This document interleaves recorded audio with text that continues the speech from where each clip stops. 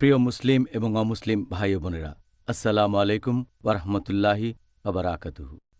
আল্লাহ সুবহানাহু ওয়া তাআলার দয়া, শান্তি ও রহমত আপনাদের সবার উপরে বর্ষিত হোক। আমাদের অনুষ্ঠানে স্বাগতম Ramzan a date with doctor Zakir. আমি আপনাদের হোস্ট ইউসুফ চেম্বার্স। আর আজকে আমাদের আলোচনার বিষয় হল রমজান মাসে মুসলিমরা সাধারণত যে ভুলগুলো করে থাকেন। তাহলে আর কথা না বাড়িয়ে আমরা ডক্টর জাকির নায়েককে প্রথম প্রশ্নটা করি। ডক্টর জাকির, মুসলিমরা যে প্রত্যেক রমজান মাসে সেই আগের ভুলগুলোই বারবার করছে, এর পেছনে কারণটা আসলে কি? আলহামদুলিল্লাহ, ওয়াসসালাতু ওয়াসসালাম আলা রাসূলিল্লাহ ওয়া আলা আলিহি ওয়া সাহবিহি আজমাইন। মুসলিমরা যে কারণে প্রত্যেক রমজান মাসে বারবার একই ভুল করছে, রোজার নিয়মগুলো ঠিকভাবে পালন করছে না, সেটা দিন সম্পর্কে তাদের জ্ঞান কম। আল্লাহর এই দিন সম্পর্কে তারা খুব কম জানে। আর মানুষ যে কম জানে, এর পেছনের কারণটা হচ্ছে বেশিরভাগ মুসলিম তারা পড়ে না নির্দেশগুলো আল্লাহ সুবহানাহু ওয়া তাআলার। তারা অর্থ বুঝে পবিত্র কোরআন পড়ে না। এছাড়া তারা আমাদের প্রিয় নবী মুহাম্মদ সাল্লাল্লাহু আলাইহি ওয়াসাল্লামের হাদিসগুলো পড়ে না। মুসলিমদের কি করা উচিত? অর্থ বুঝে কোরআন পড়তে হবে, নবীর হাদিস পড়তে হবে, নবীর সিরাত পড়তে হবে। তাহলে ইনশাআল্লাহ আমরা ভালোভাবে আমাদের দিন সম্পর্কে জানতে পারব। রোজার নিয়মকানুনগুলো জেনে নেব আমরা। আর আল্লাহ সুবহানাহু ওয়া তাআলা তখন আমাদের পথ খুলে দেবেন। তিনি মুসলিমদের পথনির্দেশ দেন, তবে তিনি কাকে পরিচালিত করবেন তার একটা শর্ত আছে। আল্লাহ পবিত্র কোরআনে বলেছেন, সূরা আনকাবুত অধ্যায় নম্বর ২৯ আয়াত ৬৯ বলা হয়েছে যে যারা সংগ্রাম করে আল্লাহ সুবহানাহু ওয়া তাআলার পথে, যারা করে জিহাদ ফি সাবিলিল্লাহ, আল্লাহ সুবহানাহু ওয়া তাআলা তাদের জন্য পথ খুলে দেন।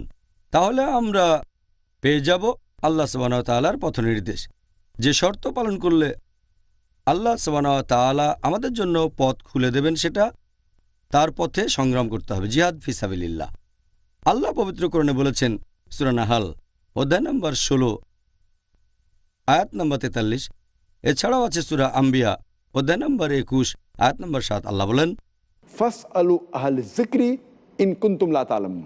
যার অর্থ, তোমরা যদি কিছু না জানো অথবা সন্দেহ থাকে, তাহলে তাকে জিজ্ঞেস করো যিনি এ সম্পর্কে জানেন। যদি না জানো তাহলে জ্ঞানীদের জিজ্ঞেস করো। আর আলহামদুলিল্লাহ, আমাদের মুসলিম উম্মাহ, আমাদের মধ্যে অনেক জ্ঞানী আর বিশেষজ্ঞ আছেন। আমাদের উচিত হবে এই বিশেষজ্ঞদের জিজ্ঞেস করা। এই বিশেষজ্ঞগণ ইসলাম ধর্ম সম্পর্কে জানেন, তারা আমাদের দিনের নিয়মকানুনগুলো ভালো জানেন। এখন যদি রোজার কথা বলতে হয়, এটা ইসলামের গুরুত্বপূর্ণ স্তম্ভগুলোর মধ্যে একটা। প্রত্যেক মুসলিমের অন্তত এটা জানা উচিত যে কখন রোজা রাখা শুরু করব, রোজার নিয়মকানুনগুলো কি কি। বর্তমানে এই তথ্য প্রযুক্তির যুগে এগুলো জানা খুবই সহজ। মুসলিমরা শুধুমাত্র তাদের অবহেলার কারণেই এইসব নিয়মকানুনের ব্যাপারে অজ্ঞ থেকে যায়। এটা জেনে নেওয়া খুবই সহজ যে রোজা শুরুর সময়টা কখন থেকে শুরু হয়ে যায়, অর্থাৎ সাহরির সময় শেষ, তারপর ইফতারের সময় কখন, রোজা কখন ভাঙব, কোন কোন কারণে রোজা ভেঙে যায়, ইত্যাদি ইত্যাদি। শুধুমাত্র মুসলিমদের অবহেলা আর অজ্ঞতার কারণে তারা রমজান মাসে বারবার একই ভুলগুলো করে যাচ্ছেন। এবারের প্রশ্ন, এই পবিত্র রমজান মাসে মুসলিমরা সাধারণত কোন ধরনের ভুলগুলো করে থাকেন? এই রমজান মাসে মুসলিমরা যেসব কমন ভুলগুলো করে থাকে সেগুলোকে মোটামুটি 4 ভাগে ভাগ করা হয়ে থাকে। প্রথম ক্যাটাগরিটা হচ্ছে রোজার অতি আবশ্যকীয় নিয়মকানুনের ক্ষেত্রে মুসলিমরা সাধারণত যে ভুলগুলো করে থাকে। দ্বিতীয় ক্যাটাগরিটা হচ্ছে মুসলিমদের করা সেই ভুলগুলো যেগুলো রোজা সম্পর্কিত বিভিন্ন সুন্নতের বিরুদ্ধে যায়।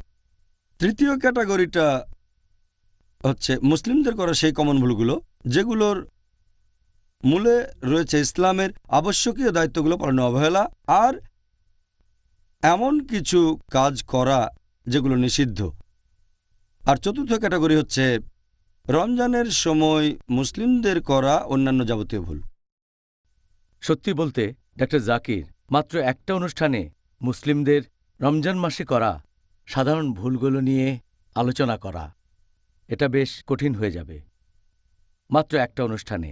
তবে আগামী ৩২ দিনের অনুষ্ঠানে ইনশাআল্লাহ আমরা চেষ্টা করব সবগুলো বিষয় নিয়ে আলোচনা করতে।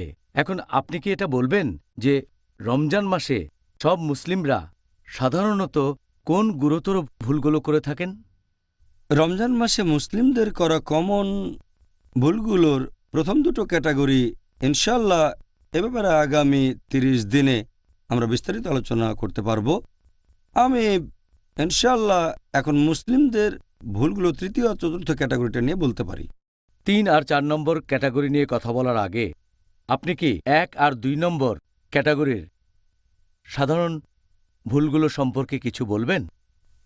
প্রথম ক্যাটাগরির ভুলগুলোর মধ্যে যেগুলো সবচেয়ে বড়, অর্থাৎ রোজার অতি আবশ্যকীয় নিয়মকানুনের ক্ষেত্রে মুসলিমরা সাধারণত যে ভুলগুলো করে থাকে, সবচেয়ে কমন হচ্ছে যে মুসলিমরা প্রায় দেখা যায় রোজার নিয়ত করে না। নিয়ত খুবই গুরুত্বপূর্ণ। নিয়ত ছাড়া, নিয়ত না করলে রোজা কবুল হবে না। তাহলে নিয়ত করাটা খুবই গুরুত্বপূর্ণ। আর ইনশাল্লাহ এই ব্যাপারে আমরা আগামীকাল বিস্তারিত আলোচনা করব।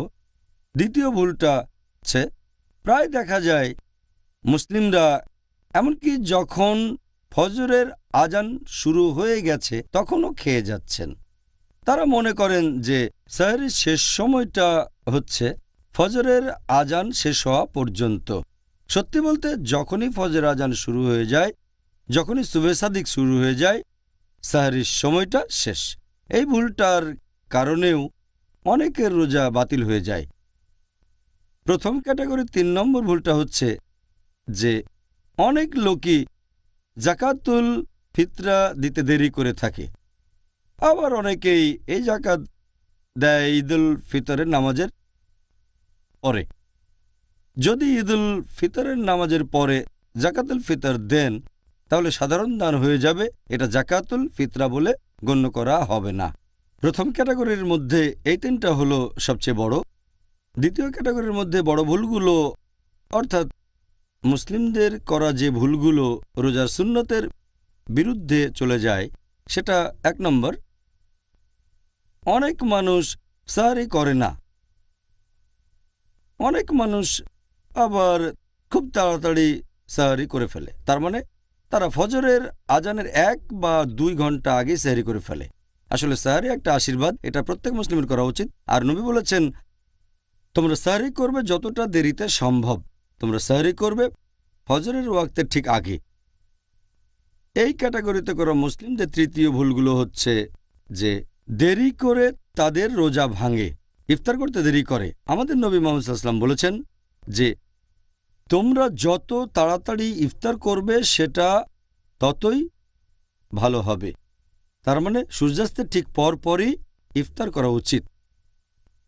এই ক্যাটাগরিতে করা ৪ নম্বর ভুল হলো যে অনেক মুসলিম তারা ইফতারের সময় বিভিন্ন রকম ভুল দোয়া পড়ে।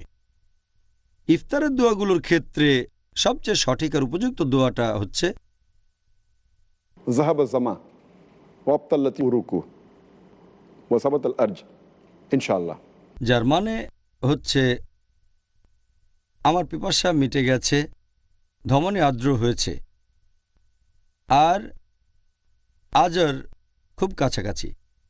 ইনশাআল্লাহ, আল্লাহ চাইলে পুরস্কার খুব কাছে ইনশাআল্লাহ। আবার অনেক মানুষ এই দোয়াটা পড়ে, কিন্তু দোয়াটা তারা পড়ে ইফতারের আগে। ইফতারের সময় কিছু মুখে দেওয়ার আগে পরস্পর বিরোধী মানে হয়ে যায়। দোয়াটার মানে যে আমার পিপাসা মিটে গেছে, জাহাবা জামা ওয়াবতাল্লাতি উরুকু, আমার পিপাসা মিটে গেছে, আমার ধমনী আর্দ্র হয়েছে। ইফতার করার আগে তো আর পিপাসা মিটতে পারে না। তাহলে এই দোয়াটা করবেন ইফতার করার পরে, যখন রোজা ভেঙেছেন, তৃপ্তি করে খেয়েছেন। হতে পারে সেটা রোজা ভাঙার ২-১ মিনিট পরে এই দোয়াটা পড়বেন। জাহাবা জামা ওয়াবতাল্লাতি উরুকু ওয়াসাবাতাল আজর ইনশাআল্লাহ। তার মানে আমার পিপাসা মিটে গেছে, আমার ধমনী আর্দ্র হয়েছে, পুরস্কার খুব কাছেই ইনশাআল্লাহ, যদি আল্লাহ চান। এই ক্যাটাগরিতে করা মুসলিমদের 6 নম্বর কমন ভুলটা হচ্ছে কিছু মুসলিম ইফতারের সময় অনেক বেশি করেই খাওয়া দাওয়া করে, অনেকে আবার সারা রাত ধরেই খাওয়া দাওয়া করে। এই ক্যাটাগরির 7 নম্বর কমন ভুলটা মুসলিমদের অনেকেই এ সময় অবহেলা করে তারাবির নামাজ পড়ে না। কারণ তারাবি তো ফরজ না, তারা ভাবে তারাবির নামাজ মিস করাটা কোনো সমস্যাই না। তারাবি যদিও ফরজ না, কিন্তু এটা গুরুত্বপূর্ণ সুন্নত। যেসব মুসলিম তারাবি মিস করেন, সত্যি বলতে তারা অনেক বড় পুরস্কার মিস করেন। আবার অনেক মুসলিম তারাবির নামাজ পড়েন, কিন্তু খুব তাড়াতাড়ি করে পড়েন, 100 মাইল স্পিডে, কম সময়ের মধ্যে নামাজ শেষ করতে চান। এটা আসলে ঠিক না। সত্যি বলতে তারাবির নামাজ পড়বেন মাঝারি গতিতে, যাতে সবাই বুঝতে পারে আল্লাহ সুবহানাহু ওয়া তাআলার নির্দেশগুলো। এই ক্যাটাগরির 9 নম্বর ভুলটা হচ্ছে যারা মসজিদে ইতিকাফ করতে যান, তাদের অনেকেই ইতিকাফের সময় গল্পগুজব করেন। ব্যাপারটার জন্য এই সময় বন্ধুবান্ধবের সাথে আড্ডা দেবেন, এটা নবীর সুন্নতের বিরুদ্ধে যায়। 10 নম্বর কমন ভুলটা হচ্ছে অনেক মুসলিমই মনে করেন যে লাইলাতুল কদর রমজান মাসে 27 রোজার রাতটাই হতে পারে, আর তারা শুধুমাত্র সেই রাতেই আল্লাহ তাআলার ইবাদত করে থাকেন। সত্যি বলতে আমাদের নবী মুহাম্মদ সাল্লাল্লাহু আলাইহি ওয়াসাল্লাম বলেছেন, তোমরা লাইলাতুল কদরকে খুঁজবে রমজান মাসের শেষ 10 দিনের বেজোড় রাত্রিগুলোতে। লাইলাতুল কদর শেষ 10 দিনে, তাহলে লাইলাতুল কদর হতে পারে 21 রোজার রাত, অথবা 23 রোজা, 25 রোজা, 27 রোজা বা 29 রোজা। মুসলিমরা অনেকেই সাধারণত এই ভুলটা করে থাকে। 11 নম্বর কমন ভুলটা যে মুসলিমরা রমজান মাসে এমন কিছু কাজে ব্যস্ত থাকে যেগুলোর কোনো গুরুত্ব নেই। এই সময়টা আল্লাহর জিকির আর ইবাদতে নিজেকে ব্যস্ত রাখবেন। এই সময়টাতে মুসলিমরা আল্লাহর কাজে ব্যস্ত থাকবেন। ফরজ নামাজ পড়ার পাশাপাশি নফল নামাজ পড়বেন, সুন্নত নামাজ পড়বেন।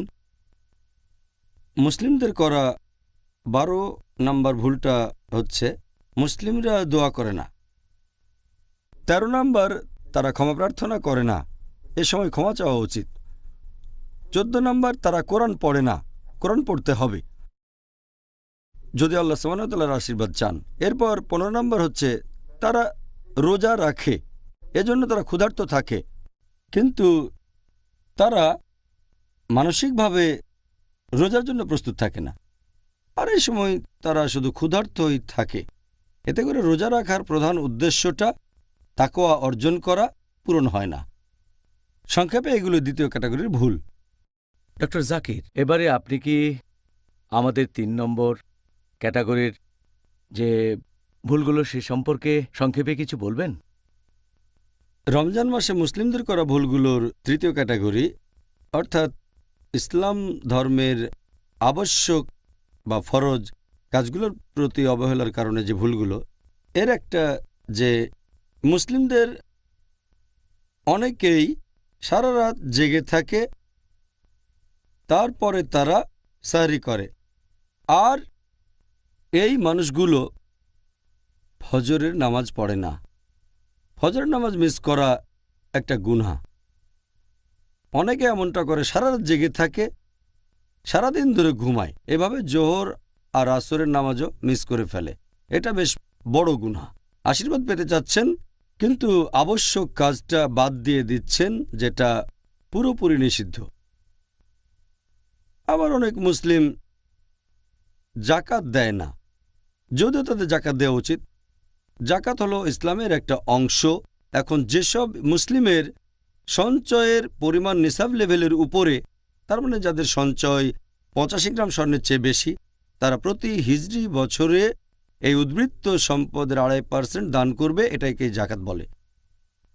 এই ক্যাটাগরির চতুর্থ ভুলটা হচ্ছে অনেক মুসলিমই জাকাত দেন, তবে সঠিকভাবে জাকাতটা হিসেব করে দেন না। এরপর ইসলামে নিষিদ্ধ বিভিন্ন কাজ করার মাধ্যমে মুসলিমরা রোজার সময় যেসব ভুলগুলো করে থাকে, সবচেয়ে কমন হচ্ছে আসলে এই কাজগুলো সবসময় নিষিদ্ধ মুসলিমদের জন্য, হোক সেটা রমজান মাস বা অন্য যে কোনো মাস। তবে রোজার সময় বেশি সাবধান থাকবেন যেন এই কাজগুলো সারা জীবনে কখনো না করেন, আর রমজানে আরও বেশি সাবধান থাকবেন। সবচেয়ে কমন 1 নম্বর অনেক মুসলিমই পেছন থেকে নিন্দা করে, মিথ্যা কলঙ্ক ছড়ায়। পেছনে নিন্দা করা খুব বড় গুনাহ। আল্লাহ পবিত্র কোরআনে বলেছেন, সূরা হুজুরাত অধ্যায় ৪৯ আয়াত ১২, যারা পেছনে নিন্দা করে তারা যেন তাদেরই মৃত ভাইয়ের মাংস খায়। তাহলে পেছন থেকে নিন্দা করা আর কুৎসা রটানো খুব বড় গুনাহগুলোর একটা। এই ক্যাটাগরির দ্বিতীয় ভুলটা হচ্ছে যে মুসলিমদের অনেকেই এ সময় মিথ্যে কথা বলে, রমজান মাসেও তারা মিথ্যে কথা বলে। তৃতীয় ভুলটা হচ্ছে তারা এ সময় গালমন্দ করে। এটা সমর্থন করে না ইসলাম, গালমন্দ করা। চতুর্থ ভুল, তারা অশ্লীল কথা বলে। পঞ্চম ভুল হচ্ছে এ সময় তারা গল্প গুজবে মেতে ওঠে। ষষ্ঠ ভুল হচ্ছে অনেক মুসলিম বিভিন্ন নিষিদ্ধ কাজ করে। সপ্তম ভুল, অনেক মুসলিমই সময় কাটানোর জন্য মিউজিক বা গান শোনে, যে গানগুলো ইসলামিক না। এগুলো নিষিদ্ধ ইসলাম ধর্মে। আর ৮ নম্বর কমন ভুলটা হচ্ছে অনেক মুসলিম সময় কাটানোর জন্য তারা টিভিতে এমন অনুষ্ঠান দেখে যেগুলো ইসলামিক না, অনইসলামিক সিনেমা। ৯ নম্বর কমন ভুল যেগুলো মুসলিমরা করে, সেটা অনেক মুসলিম এ সময় পড়ে অনইসলামিক ম্যাগাজিন, অনইসলামিক বই, অনইসলামিক গল্প। এগুলো নিষিদ্ধ ইসলাম ধর্মে। ১০ নম্বর কমন ভুল যেটা করে মুসলিমরা এই রমজান মাসে, অনেক মুসলিমই ইন্টারনেটে অনইসলামিক ওয়েবসাইটে যান। এটাও নিষিদ্ধ ইসলামে। ১১ নম্বর কমন ভুলটা হচ্ছে যে তারা অনেক বেশি খরচ করে, তারা হিসেব ছাড়া খরচ করে। ১২ নম্বর ভুল, অনেক মুসলিম খাবার নষ্ট করে। এই হচ্ছে সংক্ষেপে রোজার সময় তৃতীয় ক্যাটাগরিতে পড়া মুসলিমদের বিভিন্ন ভুল, অর্থাৎ এমন কাজ করা যেগুলো ইসলামে নিষিদ্ধ, আর সেগুলোকে অবহেলা করা যেগুলো ফরজ ইসলামে। এখন ডাক্তার জাকির, মুসলিমরা সাধারণত রমজান মাসে আর কোন ভুলগুলো করে থাকেন? রমজানে মুসলিমরা অন্যান্য যেসব ভুলগুলো করে, মানে চতুর্থ ক্যাটাগরি, এখানে ১ নম্বর ভুলটা হচ্ছে যে মুসলিমদের অনেকেই সারা রাত ধরে জেগে থাকে আর সারাদিন তারা ঘুমায়। তারা রাতের বেলায় সব কাজ করে আর দিনে ঘুমায়। তারা বানিয়ে নিচ্ছে রাতকে দিন আর দিনকে রাত। এতে রোজার উদ্দেশ্যটাই পূরণ হচ্ছে না। এই ক্যাটাগরির দ্বিতীয় ভুলটা হচ্ছে যে মুসলিমদের অনেকেই তারা অলস বসে থাকে, দিনের বেলায় কোনো কাজই করে না। এটা সম্পূর্ণভাবে রোজার আসল উদ্দেশ্যের বিরুদ্ধে। ৩ নম্বর কমন ভুলটা হচ্ছে যে মুসলিমদের অনেকেই দিনের বেলায় সময় কাটান বিভিন্ন রকম খেলাধুলা করে, দেখে, আনন্দ বিনোদনে। এতে উদ্দেশ্যটা পূরণ হচ্ছে না। ৪ নম্বর কমন ভুল, মুসলিমরা অনেকেই জাঁকজমকপূর্ণ ইফতার পার্টি করেন, এভাবে অনেক টাকা খরচ করেন, সেটা লোক দেখানোর জন্য। ৫ নম্বর কমন ভুল যে মুসলিমদের অনেকেই তারা তাদের পরিবারের মহিলাদেরকে ইফতার আর সাহরির জন্য অনেক পদের রান্না করতে বলে থাকে সবসময়। এতে করে পরিবারের মহিলারা তাদের বেশিরভাগ সময়টা কাটায় রান্নাঘরে। সত্যি বলতে এ সময় পরিবারের সবাই বেশিরভাগ সময় কাটাবে আল্লাহকে স্মরণ করে। আর পরিবারের মহিলারা যদি বেশি করে দোয়া করে, ইনশাল্লাহ এতে পুরুষরাও উপকৃত হবে। মহিলারা তাদের জন্য দোয়া করবে ইনশাল্লাহ। ৬ নম্বর কমন ভুল হচ্ছে যে মুসলিমদের অনেকেই এই রমজান মাসে বাড়ি মেরামত আর কেনাকাটায় ব্যস্ত থাকে, বিভিন্ন কাজে সময় ব্যয় করে, আল্লাহকে স্মরণ করে না। ৭ নম্বর কমন ভুল হচ্ছে যে মুসলিমদের অনেকেই তারা কি করে, রাতের বেলায় আল্লাহ তাআলাকে স্মরণ করে না, এমন কাজে ব্যস্ত থাকে যেগুলো আনপ্রোডাক্টিভ। যেমন ধরেন তারাবির পরে তারা বিভিন্ন আলাপ আলোচনা করে সময় নষ্ট করে। এটা ৮ নম্বর। ৯ নম্বর হচ্ছে মুসলিমদের অনেকেই তারা অনেক রাত আর রাতের বেশিরভাগ সময়টা কেনাকাটা করে। 10 নম্বর কমন ভুল হচ্ছে মুসলিমদের অনেকেই রাতের বেশিরভাগ সময় খাওয়া দাওয়া করে থাকে। 11 নম্বর, আমাদের মুসলিমদের অনেকেই রাতের বেলায় বাইরে গিয়ে ঘোরাঘুরি করে বেড়ায়। 12 নম্বর কমন ভুলটা হচ্ছে পবিত্র রমজান মাসের শেষ 10টা দিন, এই দিনগুলোতে মুসলিমদের আরও বেশি করে ইবাদত করা উচিত, কিন্তু বেশিরভাগ মুসলিমই এ সময় ব্যস্ত থাকে কেনাকাটায়, আনন্দ করায়। ঈদের জন্য তারা প্রস্তুত হতে থাকে। এ সময় তারা এমন কাজের সাথে জড়িত থাকে যেগুলো আনপ্রোডাক্টিভ, যে সময় তাদের উচিত ছিল ইবাদত করা। এই হলো রোজার সময় করা অন্যান্য ভুলগুলোর কয়েকটা, আর আমি আশা করব ইনশাআল্লাহ মুসলিমরা ভবিষ্যতে এই ভুলগুলো থেকে বিরত থাকবেন ইনশাআল্লাহ আজমাইন। এবারে পরের প্রশ্নটা হচ্ছে, আপনি এরকম কোনো ভুলের কথা কি বলতে পারেন যেগুলো হয় দেশ অথবা কালচারের প্রভাবে? এতক্ষণ যে ভুলগুলোর কথা বলেছি এগুলো পৃথিবীর প্রায় মুসলিমরা করে থাকেন। কিছু ভুল আছে যেগুলো হয়তো বিশেষ কোনো দেশের মুসলিমরা করেন বা বিশেষ কোনো কালচারের, যেমন ধরেন ভারতীয় উপমহাদেশে, তার মানে ভারত, পাকিস্তান, বাংলাদেশে রমজান মাসে মুসলিমদের অনেকেই রাতের বেলায় নাইট ক্রিকেট খেলে। তারা রাতের বেলায় ক্রিকেট খেলাতে ব্যস্ত থাকে, ইবাদতে ব্যস্ত থাকে না, আল্লাহর ইবাদত করে না। এই রাতের বেলায় ক্রিকেট, এটা ভারতীয় উপমহাদেশে বেশ কমন ব্যাপার। আপনারা যদি আরব দেশগুলোতে যান, বিশেষ করে মধ্যপ্রাচ্যে, সেখানে অনেক অফিসেই, অনেক কর্মক্ষেত্রেই, যেমন দোকান, মার্কেট, তার টাইমিংটা বদলে ফেলে। দিনের বেলায় মাত্র কয়েক ঘন্টা কাজ করে আর রাতে বেশিরভাগ সময়টা দোকান খোলা রাখে। তাতে কি হয়, লোকজনও রাতের বেলায় বেশি করে কেনাকাটা করে, দিনের বেলায় করে না। এভাবে ব্যবসা বেশি হয়। এতে করে কি হচ্ছে, এ সময় মানুষ কেনাকাটা নিয়েই ব্যস্ত থাকছে, আল্লাহ তাআলাকে স্মরণ করছে না। বিভিন্ন দোকানে কেনাকাটা আর খাওয়া দাওয়ায় ব্যস্ত থাকছে তারা। আর এছাড়াও যেসব লোকজন এইসব দোকানে চাকরি করে তারাও রাতে কাজ করতে বাধ্য হচ্ছে, কারণ তাদের ডিউটি। তাহলে এই লোকগুলো তাদের কর্মচারীদেরও বাধা দিচ্ছে, আল্লাহ তাআলার ইবাদত করতে দিচ্ছে না। কর্মচারীরা বাধ্য হচ্ছে কাজ করতে, তারা বাধ্য হচ্ছে এমন কিছু কাজ করতে যেগুলো সুন্নত অনুযায়ী নয়।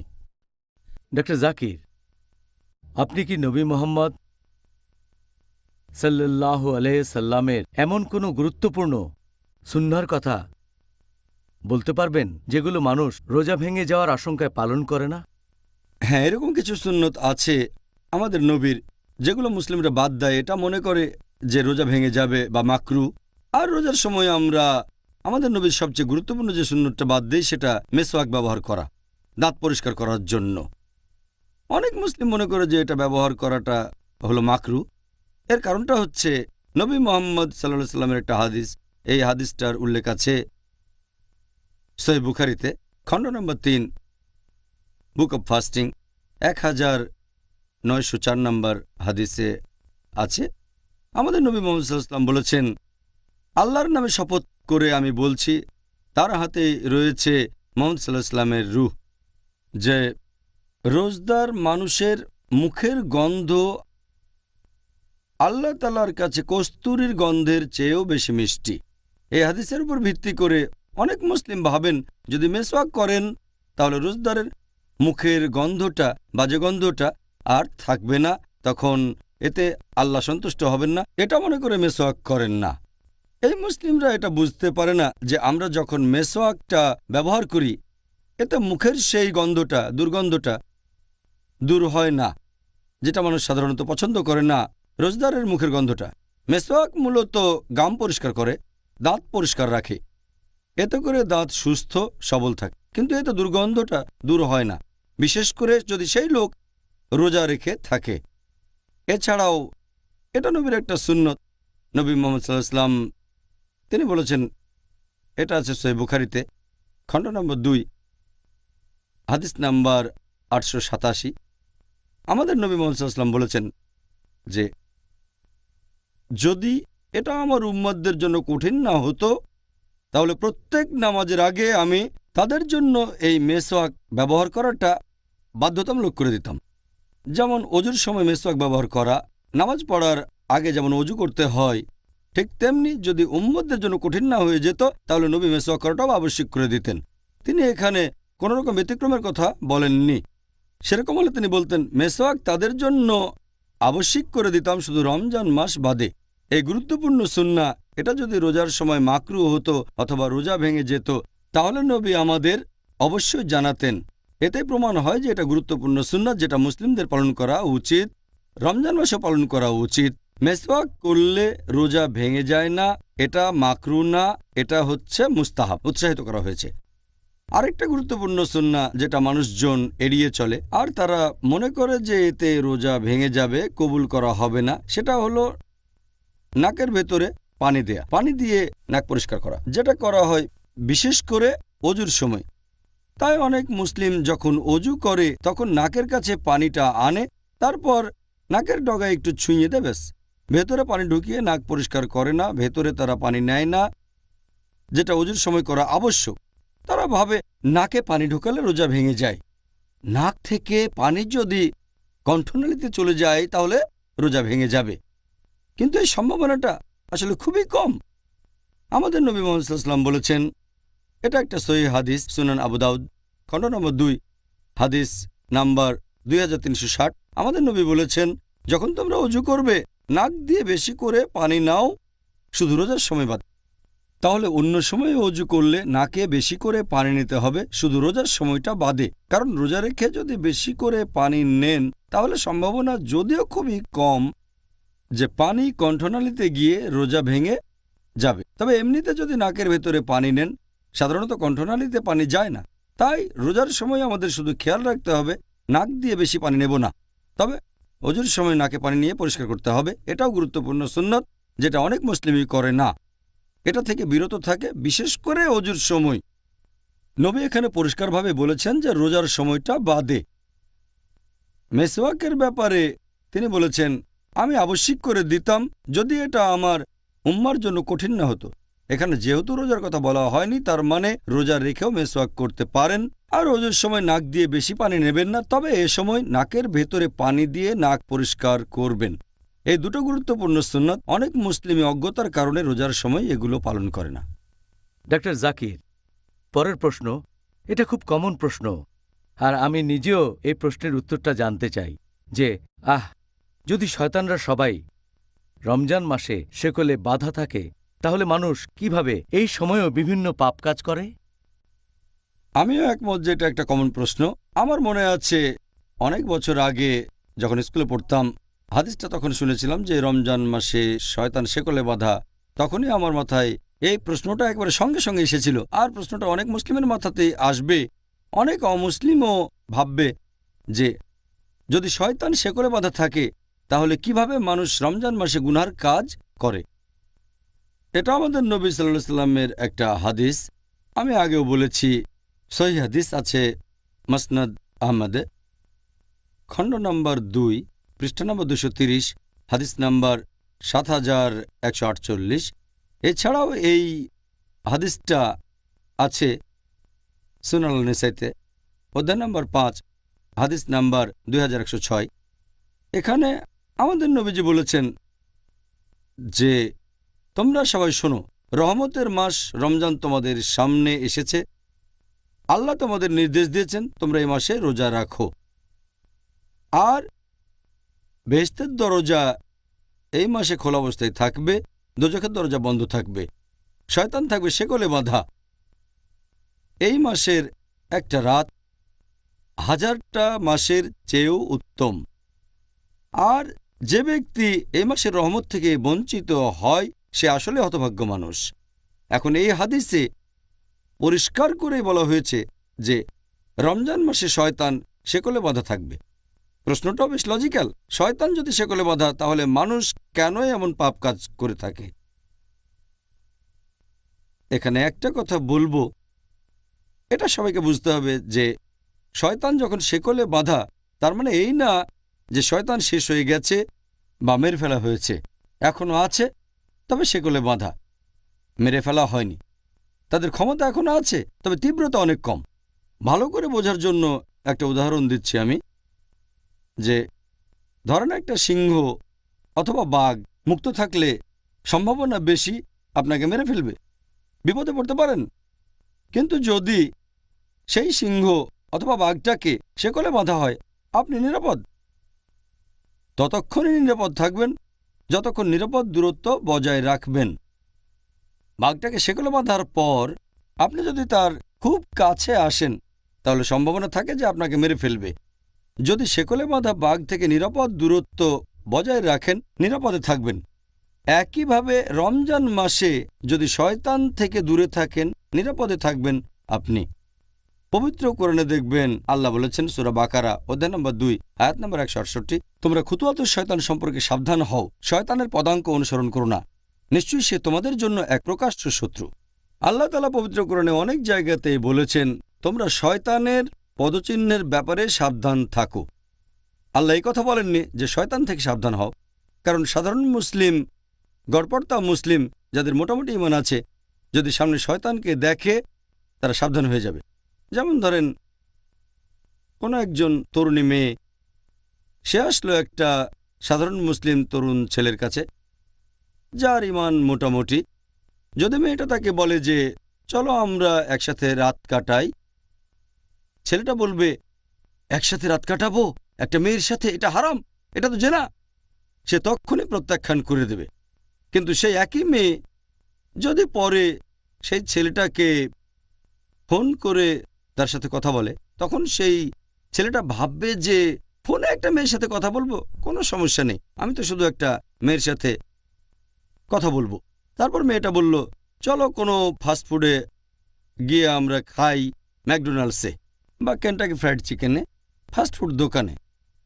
আমি বেশ কিছু সময় ধরে একটা মেয়ের সাথে খাওয়া দাওয়া করবো ম্যাকডোনাল্ডসে, সমস্যা নেই। এভাবে ছেলেটা মেয়েটার সাথে খাওয়া দাওয়া করতে চলে যায় ম্যাকডোনাল্ডসে। তারপর মেয়েটা বলল চলো আমরা কোনো রেস্টুরেন্টে গিয়ে ডিনার সেরে ফেলি।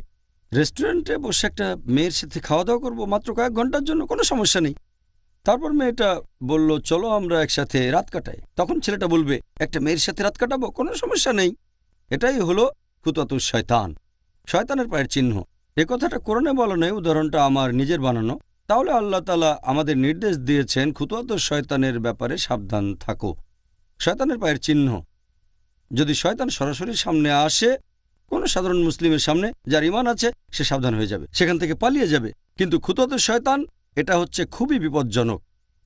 তাই আমরা বুঝতে পারছি শয়তান যখন শেকলে বাঁধা, তার পদচারণা তখন সীমিত জায়গা, তাই অনেক পাপেরই সম্ভাবনা তখন কম। তবে যদি আমরা তার কাছে চলে যাই তাহলে সম্ভাবনা আছে তার দ্বারা প্রভাবিত হয়ে আমরা পাপ কাজ করে বসব, গুনাহ করব।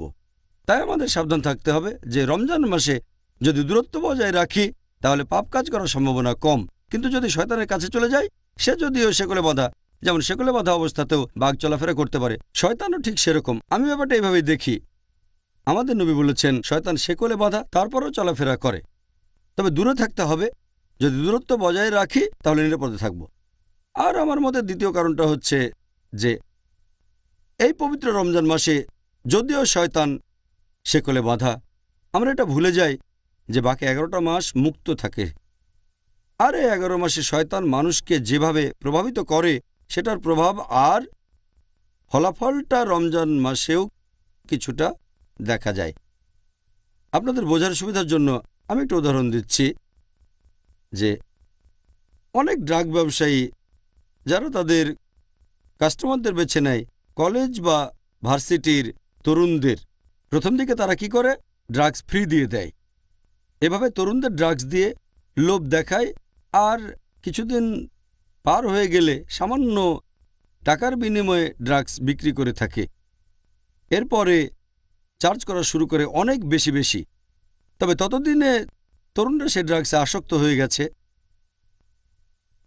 যদি সে ড্রাগস ডিলার সেখানে নাও থাকে, তারা খুঁজে বের করবে তাকে, যেখানে থাকুক খুঁজে বের করবে, কারণ ড্রাগস তখন লাগবে। এরপর যদি সেই ড্রাগস ডিলার বা সেই ড্রাগ ব্যবসায়ী জেলখানার মধ্যেও বন্দী থাকে, তাহলে তারা অন্য ড্রাগস ডিলার খুঁজে বের করে নেবে, অথবা কেমিক্যাল শপে গিয়ে বিভিন্ন ওষুধ কিনে খেয়ে দেখবে তারা তো আসক্ত হয়ে গেছে। তাহলে এই লোকগুলো যারা ড্রাগসে আসক্ত হয়ে গেছে, অথবা বলা যায় শয়তান আসক্ত হয়ে গেছে, যদিও শয়তান সেগুলো বাধা, তার প্রভাবটা রয়ে গেছে। তাহলে দেখতে পাচ্ছেন যে একজন মাদক ব্যবসায়ী, একজন ড্রাগস ডিলার উপস্থিত না থাকলেও তার প্রভাব আসক্তদের উপর ছড়িয়ে থাকে। এভাবে আমরা মানুষরাও পাপে অভ্যস্ত হয়ে গেছি।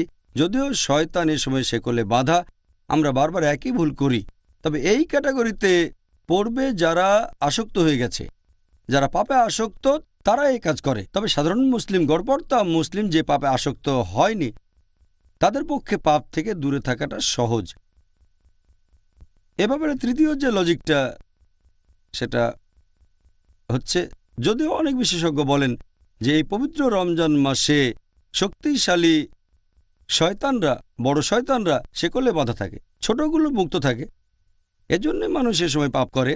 তবে আমি এটা যেভাবে দেখি, তৃতীয় কারণটা হচ্ছে, যদিও শয়তান এ সময়ে শেকলে বাঁধা, আল্লাহ বেঁধে রেখেছেন, তারপরও তার প্ররোচনা দেয়। শয়তানরা যেভাবে মানুষকে তার কাছে নিয়ে আসে, তার একটা হলো কুমন্ত্রণা দেওয়া, প্ররোচিত করা। আল্লাহ পবিত্র কোরআনে বলেছেন, আছে সূরা নাস অধ্যায় নম্বর 114 আয়াত 1 থেকে 6, কুল আউযু বিরাব্বিন নাস মালিকিন নাস ইলাহিন নাস মিন শাররিল ওয়াসওয়াসিল খান্নাস আল্লাযী ইউওয়াসওয়িসু ফি সুদুরিন নাস মিনাল জিন্নাতি ওয়ান নাস। তারা মানুষের মনের ভেতরে কুমন্ত্রণা দিয়ে তারপর বেরিয়ে যায়। তাদের মধ্যে রয়েছে জিন আর মানুষ। এখানে পবিত্র কোরআন আসলে শয়তানের কথা বলছে, যারা মানুষের মনে কুমন্ত্রণা দিয়ে তারপর বেরিয়ে যায়। আর এই সব শয়তানের মধ্যে রয়েছে জিন আর আছে মানুষ। তাহলে হয়তো আল্লাহ সুবহানাহু ওয়া তাআলা সেগুলো আটকে রেখেছেন সেই শয়তানদের যারা জিন, কিন্তু মানুষরা তো থাকে মুক্ত অবস্থায়। তাহলে শয়তানদের মধ্যে যারা জিন তারা আটক থাকে, তবে শয়তান তো মানুষের মধ্যেও রয়েছে। আল্লাহ সে কথাই বলেছেন, আমরা মুক্ত অবস্থায় থাকি। তবে এর পাশাপাশি শয়তানের কুমন্ত্রণার ব্যাপারে আমাদের সাবধান থাকতে হবে। ওয়াসওয়াসা, এই ওয়াসওয়াসা আমাদের বিভিন্ন পাপ কাজ করতে উৎসাহিত করে থাকে। রোজার সময় আমাদের অনেকে পাপ করে, কিন্তু সম্ভাবনাটা কম। আর এছাড়াও এই হাদিসে পরিষ্কার করে বলা হয়েছে যে আল্লাহ তোমাদের নির্দেশ দিয়েছেন তোমরা রোজা রাখবে, আর শুধু রোজা রাখলেই আমার মত অনুযায়ী শয়তানেরা শেকলে বাঁধা থাকবে। আমি সেই শয়তানের কথা বলছি যারা কুমন্ত্রণা দেয়। তাহলে নবী বলেছেন তোমরা রোজা রাখো, আল্লাহ তোমাদের নির্দেশ দিয়েছেন। শয়তান এই সময় শেকলে বাঁধা থাকবে। তাহলে শয়তান যে কুমন্ত্রণা দেবে, আপনি রোজা রাখলে তারা সেটা করতে পারবে না। শয়তানের কাছ থেকে দূরে থাকতে হলে আমরা রোজা রাখব। যদি নিয়ত করে রোজা রাখেন আল্লাহর কাছ থেকে পুরস্কারের আশায়, তাহলে এই শয়তান প্ররোচিত করতে পারবে না। আর এটা লজিক দিয়েও প্রমাণ করা যায়। যদি চেক করে দেখেন যে এই সময়ে মুসলিম দেশগুলোতে অপরাধের হার কেমন, দেখবেন রমজানে কম। তবে অমুসলিম দেশগুলোতে অপরাধের হারটা একই রকম থাকে।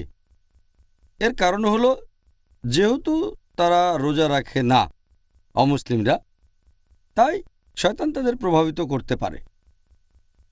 যেহেতু মুসলিমরা রোজা রাখে, অবশ্য সবাই না, তবে বেশিরভাগই রোজা রাখে, অথবা বলা যায় অনেকেই রাখে। আর এই কারণেই রমজান মাসে মুসলিম দেশগুলোতে অপরাধের হার কম থাকে অন্যান্য অমুসলিম দেশগুলোর তুলনায়, আর অমুসলিম দেশগুলোতে অপরাধের হার আগের মতোই থাকে। এতেই প্রমাণ হয় যে এমন না হলে অমুসলিমরা অনেক কম পাপ করত। তাহলে শর্তটা হচ্ছে আমরা সবাই রোজা রাখব সঠিকভাবে আল্লাহ সুবহানাহু ওয়া তাআলার খাতিরে। এবারে শেষ প্রশ্ন। আপনি নবী মুহাম্মদ সাল্লাল্লাহু আলাইহি ওয়াসাল্লামের হাদিস সম্পর্কে যে কথা বললেন, এটা সেই প্রসঙ্গে যে রমজান মাসে বেহেশতের দরজা খোলা থাকে আর দোজখের দরজা বন্ধ থাকে। তার মানে কি এই যে আমরা এই পবিত্র মাসে মারা গেলে বেহেশতে যেতে পারব? এই প্রশ্নটাও একই হাদিসের ব্যাপারে, একই হাদিস যেটার উল্লেখ করা হয়েছে মাসনাদ আহমদে, খণ্ড নম্বর 2, পৃষ্ঠা নম্বর 230, হাদিস নাম্বার 7148। এছাড়াও এটার উল্লেখ আছে সুন্নান আল নিসাইতে অধ্যায় নম্বর 5, হাদিস নাম্বার 2106। একই হাদিস নবী বলেছেন, লোকজনের উদ্দেশ্যে বলেছেন যে রহমতের মাস তোমাদের সামনে, আল্লাহ তোমাদের নির্দেশ দিয়েছেন তোমরা এই মাসে রোজা রাখবে। এই পবিত্র মাসে বেহেশতের দরজা খোলা থাকবে আর দোজখের দরজা বন্ধ থাকবে। শয়তান থাকবে শেকলে বাঁধা। এই মাসের একটা রাত আসবে, সেটা 1000 মাসের চেয়েও অধিক উত্তম। আর যে লোক এই মাসের আশীর্বাদ থেকে বঞ্চিত হবে সে আসলে একজন হতভাগ্য মানুষ। এখান থেকেই প্রশ্নটা এসেছে, যেহেতু বেহেশতের দরজা এই সময় খোলা থাকে আর দোজখের দরজা বন্ধ থাকে, তাহলে এ মাসে কেউ মারা গেলে তো বেহেশতেই চলে যাবে, কারণ দোজখের দরজা তখন বন্ধ থাকে, বেহেশতের দরজা খোলা। তার মানে কি এই যে এই মাসে কোনো অমুসলিম মারা গেলে সেও বেহেশতে চলে যাবে? এই প্রশ্নটার উত্তর হচ্ছে, নবী যখন বলেছেন যে বেহেশতের দরজা এই মাসে খোলা থাকে, তার মানে বেহেশত আমাদের আমন্ত্রণ জানাচ্ছে ভেতরে প্রবেশ করার জন্য। তার মানে হচ্ছে যদি কোনো ছোট কাজ করেন আল্লাহ আপনার পুরস্কারটা বহুগুণ বাড়িয়ে দেবেন, আর নবী বলেছেন সবাই পুরস্কার পাবে 10 গুণ বেশি। আর এই রমজান মাসে বেহেশতে প্রবেশ করা খুবই সোজা। নবী যখন বলেছেন যে দোজখের দরজা বন্ধ থাকবে, তার মানে এই মাসে দোজখে প্রবেশ করাটা কঠিন। কেন? কারণ মানুষের তাকওয়া বৃদ্ধি পায়, তাই মানুষের পাপ করার সম্ভাবনাটাও কমে যায়। আর এছাড়াও যদি রমজান মাসে আপনারা সব দিনগুলোতেই রোজা রাখেন, আল্লাহর পুরস্কারের আশা করেন, তাহলে অতীতের সব গুনাহ ক্ষমা করা হবে। তাই রোজার মাসে যদি পুরো মাস রোজা রাখেন কেউ, আল্লাহর পুরস্কারের আশায় তার অতীতের সব গুনাহ ক্ষমা করে দেওয়া হবে। এখন অতীতের পাপ ক্ষমা করা হলে দোজখে যাওয়ার সম্ভাবনাটা তো শূন্য হয়ে যায়। তবে আমাদের বুঝতে হবে যে কাজ করলে বেহেশতের দরজা খোলা থাকবে আর দোজখের দরজা বন্ধ থাকবে সেটা আপনাকে রোজা রাখতে হবে। আর এছাড়াও বেহেশতে যেতে গেলে আপনার টিকিট লাগবে। বেহেশতের টিকিটের কথা কোরআনে সূরা আসরে বলা হয়েছে, অধ্যায় নম্বর 103 আয়াত 1 থেকে 3। আল্লাহ বলেছেন, ওয়াল আসর ইন্নাল ইনসানা লাফি খুসর ইল্লাল্লাযিনা আমানু ওয়া আমিলুস সলিহাতি ওয়া তাওয়াসাউ বিল হাক্কি ওয়া তাওয়াসাউ বিস সবর। মহাকালের শপথ, মানুষ সবসময় ক্ষতিগ্রস্ত হয় তারা বাদে যাদের ঈমান আছে, যারা সৎ কাজ করে, মানুষকে সত্যের উপদেশ দেয় এবং যারা মানুষকে ধৈর্য আর অধ্যবসায়ের উপদেশ দেয়। এই সূরাটা ইমাম শাফির কথা অনুযায়ী তিনি বলেছেন যে শুধুমাত্র এই একটা সূরা নাজিল হলেও সেটা মানুষজাতির পরিত্রাণের জন্য যথেষ্ট ছিল, এতটা গুরুত্বপূর্ণ। এটাকে বলা হয় রাহে নাজাত, পরিত্রাণ পাওয়ার পথ। কোনো মানুষ জান্নাতে প্রবেশ করতে চাইলে 4টা শর্ত আছে। 1 নম্বর ঈমান, 2 নম্বর হচ্ছে সৎ কাজ করা, তৃতীয় হলো মানুষকে সত্যের উপদেশ দেয়া, আর চতুর্থ মানুষকে ধৈর্য আর অধ্যবসায়ের উপদেশ দেয়া। তাহলে আমরা বুঝতে পারছি যে বেহেশতের দরজা খোলা, কিন্তু দরজা খোলা থাকলেই বেহেশতে যেতে পারবেন না, টিকিট লাগবে।